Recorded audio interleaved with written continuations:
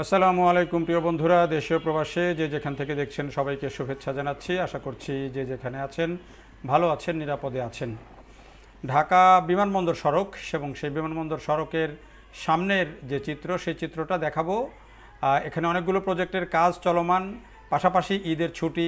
প্রতি বছরই আমরা দেখি যে ঈদের ছুটি আসলে এই বিমানবন্দর সড়ক এবং গাজীপুর ঢাকা ময়মনসিংহ যে মহাসড়ক, সেটিতে একটা বড় জটলা লাগে এবং এই জটলার বড় কারণ হচ্ছে বিআরটি প্রকল্প। এবং সেই বিআরটি প্রকল্পের এবারে গত বছর থেকেই বেসিক্যালি এটি বিভিন্ন ফেজে জায়গাগুলো খুলে দেওয়া হয়েছে, তবে এবারে আরও বেশি পরিষ্কার করে এটি ঈদযাত্রার জন্য আরও উন্মুক্ত করা হয়েছে। এবং এই যে বিমানবন্দরের এই যে সামনে বিআরটি প্রকল্প যেখান থেকে শুরু, সেখানে কিন্তু কিছুদিন আগে এই যে মেট্রো রেল, যেটি আন্ডারগ্রাউন্ড মেট্রো রেল যেটি হবে প্রথম, যে পাতাল রেল, সেটির যেই সার্ভিস রিলোকেশনের যে কাজ, ইউটিলিটি রিলোকেশনের যে কাজ, সেটি এখানে চলছিল, সেটি শেষ হয়েছে। এবং দেখেন এই যে নিচ দিয়ে কিন্তু সেই রিলোকেশনের কাজটি হয়েছে। এখন সেটি এখানকার কাজের যেই মালামাল ছিল সেগুলো সরিয়ে নেওয়া হয়েছে এবং রাস্তাটি এখন পরিষ্কার করা হয়েছে।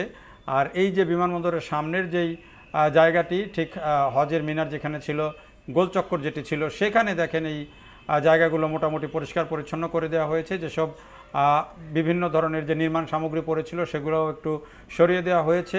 যদিও এখানে কিছু কাঁটাতার পড়ে আছে, মানুষজনের পারাপারের ক্ষেত্রে একটু সমস্যা হচ্ছে, তারপরে অন্যান্য যে গাড়ি প্রতিবন্ধকতা তৈরি করে এমন জিনিসগুলো সরিয়ে দেওয়া হয়েছে।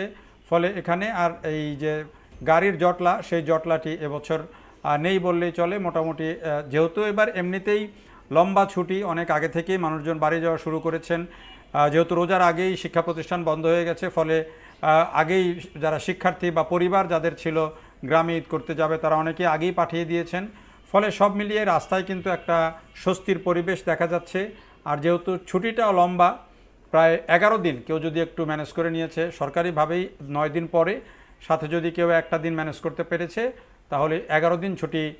ফলে এই যে লম্বা সময়ে মানুষজনের ধীরে ধীরে যাওয়া, সে কারণে কিন্তু যানজটটা কম হয়েছে। পাশাপাশি এবারে কিছু দৃষ্টি আছে যে যে সড়ক যেগুলো নির্মাণ সামগ্রী ছিল বা রাস্তায় প্রতিবন্ধকতা তৈরি করতে পারে যেগুলো ছিল, সেগুলো আগেভাগেই কিছুটা সরিয়ে রাস্তা ক্লিন করে পরিষ্কার করে দেওয়া হয়েছে, যে কারণে কিন্তু যানজটটা এবারে কম আছে।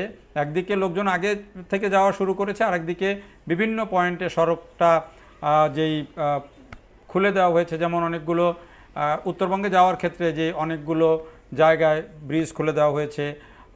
এলেঙ্গা থেকে ধরেন যেই উত্তরের দিকে যাওয়ার জন্য যে 4 লেনের কাজ চলছিল, সেখানে জায়গাগুলো যে প্রতিবন্ধকতা ছিল সেগুলো সেরে গেছে, অনেকগুলো ব্রিজ ওভারপাস খুলে দেওয়া হয়েছে। ফলে রাস্তায় আর আগের মতো সেই প্রতিবন্ধকতাটা নেই। কাজ যেহেতু অনেকখানি এগিয়েছে, ধীরে ধীরে কাজ আগাচ্ছে, রাস্তা ক্লিয়ার হচ্ছে। এভাবেই কিন্তু বেশ কয়েকটা ঈদ গেছে এবং এখন থেকে 2-3টা ঈদে আগে যেই ভোগান্তি ছিল উত্তরবঙ্গের যাত্রার ক্ষেত্রে, সেটি কিন্তু এবার নেই।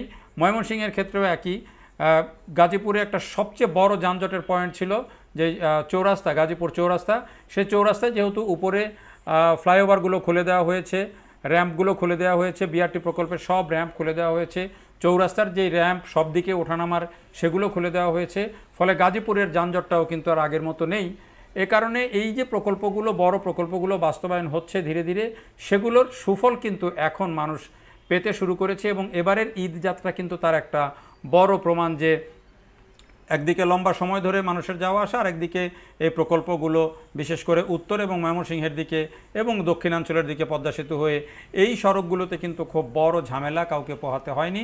পূর্ব দিকে অর্থাৎ সিলেটের দিকে যারা যাত্রা করেছেন তাদের জন্য একটু ঝামেলা হয়েছে। আর এই যে আমি বিমানবন্দর সড়কে দেখাতে দেখাতে আপনাদেরকেই ভিডিওটা শেয়ার করলাম এই কারণে যে বিমানবন্দর সড়কটা যেহেতু একটা গুরুত্বপূর্ণ সড়ক, অনেকগুলো দিকের ভ্রমণের ক্ষেত্রে এটি গুরুত্বপূর্ণ, তো সেই সড়কটা যেহেতু ভালো রিলিজ রাখা গেছে, এই কারণে এইখানেও কিন্তু যানজটটা সেভাবে এবার বড় আকারে চোখে পড়েনি। এটি একটি স্বস্তির খবর। দেখার জন্য সবাইকে অনেক ধন্যবাদ।